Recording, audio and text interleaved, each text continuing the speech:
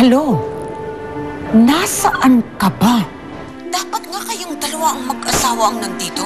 Pati ba naman ikaw, Rebecca, nawawala? Hindi ako nawawala, Mama. Dahil gaya nyo, hinahanap ko rin ang magaling kong asawa. Well, where is he?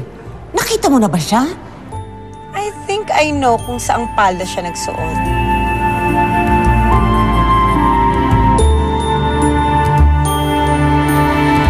Narinig mo yung sinabi ni Melissa, di ba?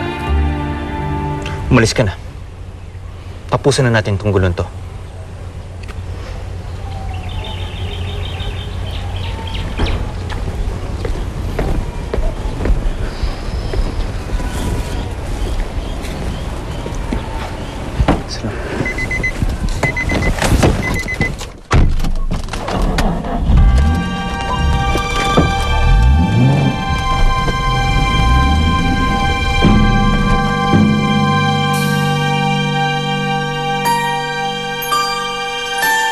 Just as I thought, hindi mo pa rin tinitigilan si Melissa, Roberto. At ikaw naman, Melissa, may asawa ka na, gusto mo pa ng isa. Swapang ka. Pagsisisihan mo, pag-agaw mo sa asawa ko. 75th anniversary ng Rastro Group of Companies.